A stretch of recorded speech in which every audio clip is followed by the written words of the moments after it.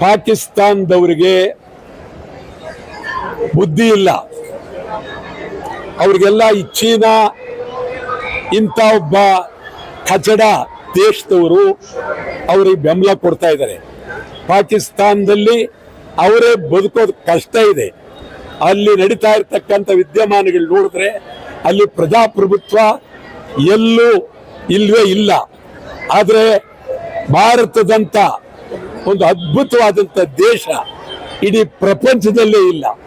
ಭಾರತ ದೇಶ ಯಾರು ಬೇಕಾದ್ರೆ ಅಧಿಕಾರಕ್ಕೆ ಬರಲಿ, ಪ್ರಪಂಚದಲ್ಲೇ ಇಲ್ಲ.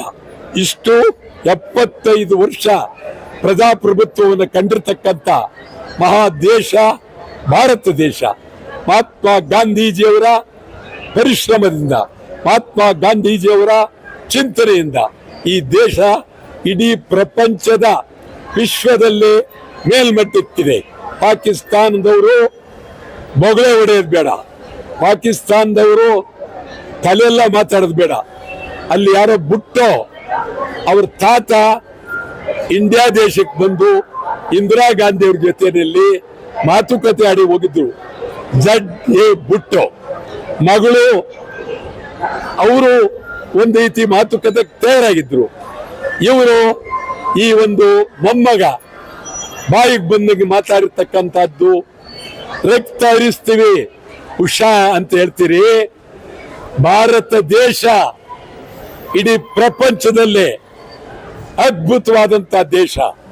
ಪಾಕಿಸ್ತಾನದವ್ರಿಗೆ ಹೇಳ್ತೀನಿ, ಗಂಭೀರವಾಗಿ ನೀವು ನಿಮ್ಮ ತಪ್ಪನ್ನು ಒಪ್ಪಿಕೊಂಡು ಭಾರತ ದೇಶಕ್ಕೆ ಶರಣಾಗಬೇಕು. ನೀವು ಅದನ್ನು ಬಿಟ್ಟು ನೀವು ಬೇರೆ ಚಿಂತನೆ ಮಾಡಿದ್ರೆ ಭಾರತ ದೇಶದ ಸೈನಿಕರು ನಿಮಗೆ ಬುದ್ಧಿ ಕಲಿಸ್ತಾರೆ. ನಮ್ಮ ದೇಶದ ಸೈನಿಕರು ಶಕ್ತಿ ಇದೆ, ಶೌರ್ಯ ಇದೆ, ಬುದ್ಧಿ ಕಲಿಸೋದ್ರಲ್ಲಿ ನಾವು ಭದ್ರಾಗಿದ್ದೇವೆ. ಮತ್ತೆ ನಿಮ್ಗೆ ಹೇಳ್ತೀನಿ, ಅವತ್ತು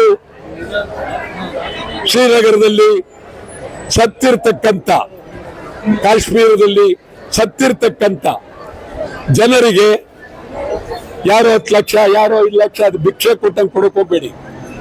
ಕೇಂದ್ರ ಮತ್ತು ರಾಜ್ಯ ಅವರಿಗೆ ಏನೇನು ಅನುಕೂಲ ಮಾಡಬೇಕು ಅವರ ಜೀವನ ಭದ್ರತೆಗೆ ಇದನ್ನ ಮಾಡಬೇಕೇ ಹೊರತು ಮಹಾರಾಷ್ಟ್ರ 50 ಲಕ್ಷ ಅನ್ನೋದು, ಕರ್ನಾಟಕ 10 ಲಕ್ಷ ಅನ್ನೋದು ಕೇಂದ್ರ ಆಗಕೂಡ್ದು.